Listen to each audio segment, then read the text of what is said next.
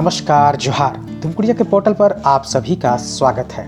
आज हम लोग जिस नाम की चर्चा करने वाले हैं शायद उसका जिक्र आपने आज से पहले न सुना हो।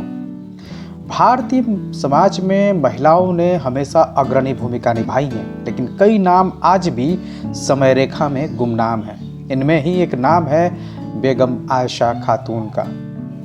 बेगम आयशा खातून ने मुस्लिम महिलाओं के शिक्षा और अधिकारों को लेकर 20वीं सदी के पूर्वार्ध में बेहतरीन प्रयास किए थे।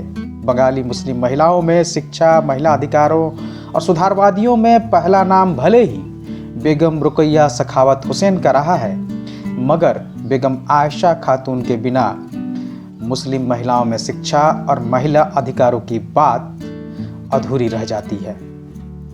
और सबसे बड़ी बात यह है कि इन्होंने अपने अंतिम दिन झारखंड के रांची शहर में गुजारे, तो इसलिए झारखंड के साथ इनका जुड़ाव रहा है। 1934 में 67 वर्ष की आयु में इनकी मृत्यु रांची में ही हुई थी। उस समय कई नामचीन अखबारों ने इनके लिए श्रद्धांजलि सूचनाएं प्रकाशित की थी, जैसे अमृत बाजार पत्रिका, द मुसलमान, यूनाइटेड प्रेस, कई ऐसे समाचार पत्र थे। इनके बारे में 1939 में प्रकाशित लाइफ ऑफ मौलवी अब्दुल करीम, इसमें भी लिखा गया। अब्दुल करीम साहब इनके शौहर थे और ये पुस्तक लिखा था MD अली आज़म ने। बेगम आयशा खातून प्रसिद्ध नारीवादी विचारक, लेखिका, शिक्षिका और राजनीतिक कार्यकर्ता बेगम रुकैया सखावत हुसैन की सबसे अच्छी मित्र थी। बेगम आयशा खातून पढ़ी लिखी और बुद्धिमान महिला थी।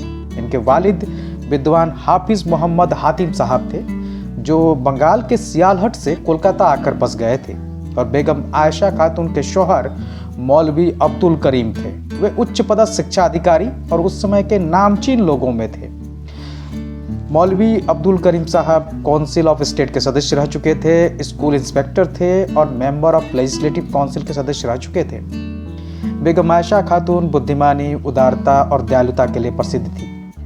जब इनके पति ने अपनी आधी संपत्ति गरीबों में बांटनी चाहिए थी, तो इन्होंने पूछा पूरी संपत्ति दान क्यों न कर दी जाए। इन्होंने ताउम्र गरीबों के लिए काम किया। जब बेगम रुकैया सखावत हुसैन ने बंगाली मुस्लिम महिलाओं के लिए पहला संगठन अंजुमन ख्वातीन इस्लाम बंगला का गठन किया, तब उन्होंने बेगम आयशा खातून को इसकी पहली अध्यक्ष बनाया। यह संगठन महिलाओं की शिक्षा, रोजगार, सशक्तिकरण, कानूनी, राजनीतिक अधिकारों के लिए जानी जाती हैं। बेगम आयशा खातून इनकी पहली अध्यक्ष रहते हुए इन कार्यों में बखूबी योगदान दी। एक घरेलू महिला होते हुए भी बेगम आयशा खातून सामाजिक कामों में काफ़ी रुचि रखती थी। वो बुद्धिमान और पढ़ी लिखी होने के कारण उस समय के महिलाओं की सोच से आगे का मुकाम रखती थी। उन्होंने अपनी ज़िंदगी मुस्लिम महिलाओं को जागृत करने में लगा दी। अभी भी ये महान महिला इतिहास की समय रेखा में कहीं खोई हुई है। रांची में ही 14 सितंबर 1934 में 67 वर्ष की आयु में इनकी मृत्यु हो गई। इनकी मृत्यु पर अंजुमन ख्वातीन इस्लाम बंगला द्वारा जो प्रस्ताव पारित किया गया था वो है। अंजुमन ख्वातीन इस्लाम बंगला की यह बैठक अंजुमन की पहली अध्यक्ष श्रीमती अब्दुल करीम की मृत्यु पर गहरा दुख व्यक्त करती है और शोक संतप्त परिवार के साथ अपना हार्दिक संवेदना व्यक्त करती है।